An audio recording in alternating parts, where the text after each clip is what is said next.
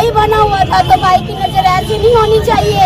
उसने खुद बोला आप चाहो तो जो विचार के उनको पूछ सकते हैं। आपस में उनकी ही बात हुई है कि तुमने 1 साल में शादी करनी कर ले, वरना भगा के ले जाऊंगा इसको। यमुनानगर जिले के हुड्डा क्षेत्र में कुछ दिनों पहले सड़े गले अवस्था में एक शव मिला था।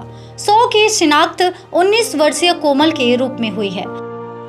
वहीं हत्या आरोपी को सीआईए व यमुनानगर पुलिस ने गिरफ्तार कर लिया है, जिसकी पहचान गौरव के रूप में हुई है। डीएसपी कमलजीत ने बताया कि यमुनानगर की मधु कॉलोनी निवासी कोमल 17 अप्रैल को लापता हो गई थी।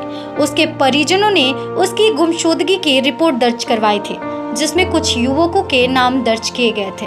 उनसे पूछताछ भी की गई थी, लेकिन कोई परिणाम सामने नहीं आया।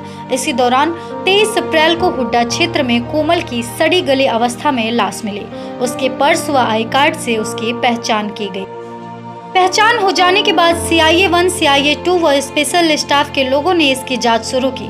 इसी दौरान गौरव नाम के युवक को मंगलवार को गिरफ्तार किया गया, जिसने कबूल किया कि वो कोमल से शादी करना चाहता था। उस दिन जैसे ही वो सैलून से बाहर निकली, वो उसे खाली फ्लैट में ले गया और उस पर शादी का दबाव बनाने लगा।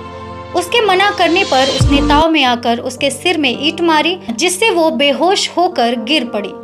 फिर उसका गला घोंटकर उसकी हत्या कर दी और वहां से फरार हो गया। बताया जा रहा है कि ये युवक युवती को पिछले काफी समय से परेशान कर रहा था। उसे फोन पर धमकियां देता था, जिसको लेकर परिजनों ने पुलिस को शिकायत भी दर्ज कराई थी। पुलिस ने आरोपी को छेड़छाड़ के आरोप में गिरफ्तार किया था। उसके बावजूद वो इन हरकतों से बाज नहीं आया। उसने कोमल की हत्या कर दी, जिसके बाद अब वो पुलिस की गिरफ्त में है। कोमल ने इसी साल 12वीं की परीक्षा दी थी। वो कुछ दिनों से सैलून पर काम करने जाती थी। वहां से घर आते समय आरोपी ने उसकी हत्या कर दी थी। तो मामला कुछ इस तरह से है कि कोमल नाम की 17 साल की लड़की थी, जो इसी साल हाल ही में 12वीं पास की थी। उसके बहुत सारे सपने थे, वो बहुत कुछ जीवन में करना चाहती थी। वो एक पार्लर में पार्ट टाइम जॉब कर रही थी। जब भी वो काम पे जाती थी, उसे एक अनजान युवक परेशान करता था। कभी उसका पीछा करता था, कभी उसे छेड़ता था, तो कभी उसे ब्लैकमेल करता था। ऐसे में लड़की तंग आकर अपने परिवार वालों को बताई और परिवार वालों ने उस लड़की के खिलाफ एफआईआर दर्ज कराई थी।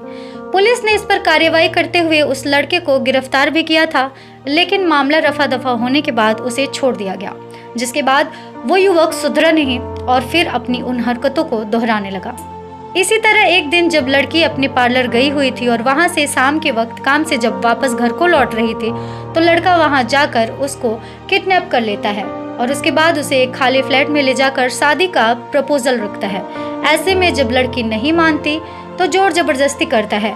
जब लड़की उसके जोर जबरदस्ती और दबाव बनाने पर भी नहीं मानती, तो गुस्से में आकर वो लड़का उसके सर पर ईंट से मारकर उसकी हत्या कर देता है और हत्या के बाद उसे वहीं छोड़कर फरार हो जाता है। कुछ दिन बाद लड़की का शव सड़े गले हालात में पुलिस को बरामद होता है। उनकी मासूम बेटी, जिसका कुछ कसूर भी नहीं था, उसकी जान चली गई। पूरा हरियाणा इस हादसे से सहमा हुआ है। अब सवाल ये उठता है कि लड़कियां आखिर सुरक्षित कब होंगी? कब कोई लड़की निडर होकर सड़कों पर चल सकती है? सरकार क्या कर रही है? कब तक लड़कियां बेकसूर होते हुए भी शिकार बनेंगी? आखिर कब लड़कियों की सुरक्षा को महत्व दिया जाएगा? आखिर कब लड़कियां सुरक्षित बन पाएंगी? इस तरह के तमाम सवाल हरियाणा सरकार से पूछ रही है और अपराधी को फांसी की सजा देने की अपील कर रही है। अब इस केस पर सरकार क्या प्रतिक्रिया दिखाती है, ये बात की बात है। फिलहाल के लिए इस वीडियो में बस इतना ही। आप हमें कमेंट करके जरूर बताएं कि आप इस अपराधी के लिए कौन सी सजा चाहते हैं।